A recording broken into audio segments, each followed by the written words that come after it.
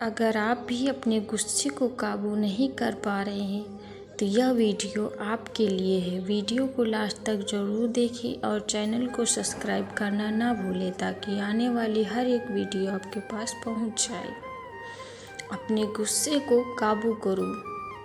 एक गुरुकुल में नित्य ध्यान करने का नियम था। साधना करने के बाद अपनी प्रगति अपने गुरु को बताना पड़ता था। एक नए लड़के को ध्यान करने में बहुत मुश्किल हो रही थी। ध्यान के दौरान वह एकाग्र नहीं हो पा रहा था। इस वजह से वह काफ़ी नाराज था। उसके गुरु ने उससे पूछा, आखिर किस बात से नाराज हो? लड़के ने कहा, मैं जब भी साधना करता हूँ कभी न कभी कोई बात करने आ जाता है। कभी कभी कोई बिल्ली या अन्य जानवर आ जाते हैं।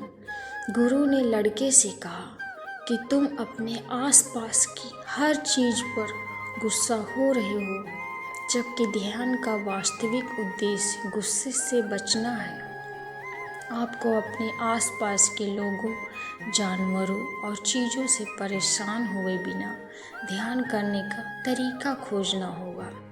फिर वह लड़का गुरुकुल के बाहर एक शांत जगह की तलाश में निकल पड़ा।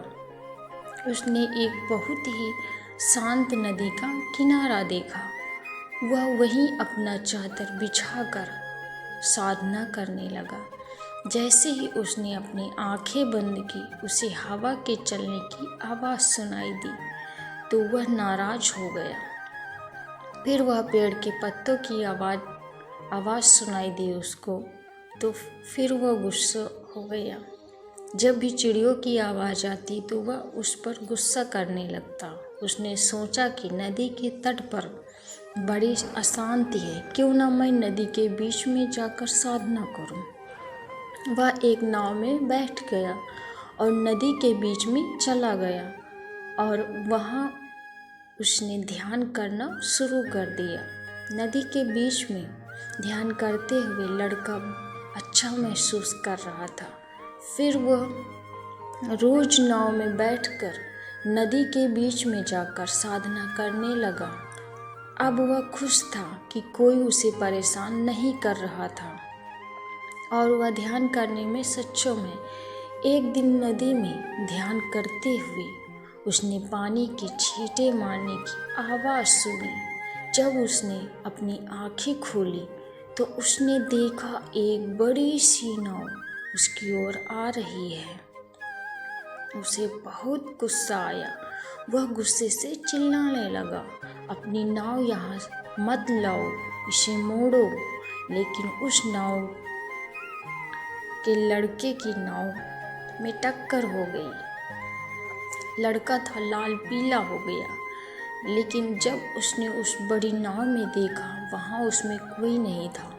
तेज हवा के कारण वह नाव वहाँ आ गई थी और पानी के कारण इतने में लड़के को फिर से अपने गुरु का प्रश्न याद आ गया, आप वास्तव में किससे नाराज हैं? लड़का समझ गया कि वह लोगों या स्थिति के कारण गुस्सा नहीं हो रहा, बल्कि यह अपनी ही प्रतिक्रिया पर गुस्सा आ रहा है। इसके बाद लड़का फिर से गुरुकुल के अंदर साधना करने लगा, जहाँ पहले की तरह शोर शराबा होने लगा, लेकिन अब उस शोर को एक खाली नाव की तरह समझने लगा था। इस कहानी से हमें यह सीख मिलती है कि आपकी मर्जी के बिना कोई भी चीज़ आपको गुस्सा नहीं दिला सकती। अगर कोई चीज़ आपको गुस्सा दिलाती है तो उसे एक खाली नाव की तरह ट्रीट करें। इस कहानी से आपको समझ में आ गया होगा कि हमें गुस्सा किस तरीके से शांत करना है।